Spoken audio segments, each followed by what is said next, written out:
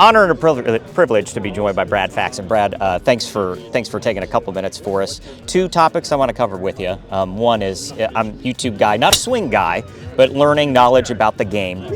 What's your suggestion for people to cut through the noise? Because there's 5 billion swing tips out there from people that maybe shouldn't be given those swing tips. How does the average golfer kind of cut through it and find out what works for them? What would you kind of say to that?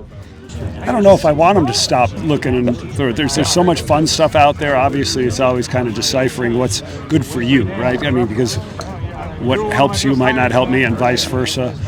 Skill level obviously depends on that amount of time a player can practice what they're trying to do.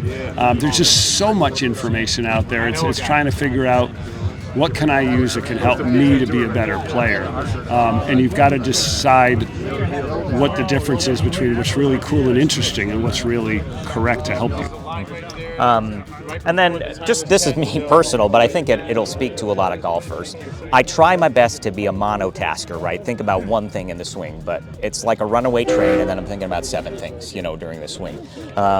So the mind gets confused, the swing goes away. Is there kind of anything mentally that you would want to say to people out there that, it's thinking about one thing versus 7 and not confusing yourself during that golf swing? Yeah, 7 things really never works. Not for me. Consistently for any length of time. Yeah.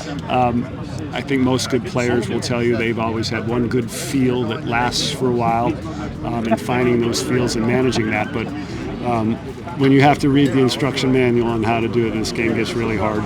Yeah, and what's maybe the one simplest tip? Again, and I know that this is vague, and it could go any number of directions. But the one thing that you say to golfers to kind of focus, and especially during a round, when that round's getting away from them, what's the one thing? It's mostly managing expectations, because I think for some reason the amateur golfer feels like they have hit a couple great shots in their life that they should do that all the time, and realizing that, if a tour player can only do this 1 out of every 5 times, I might be 1 out of every 100 times. Managing expectations.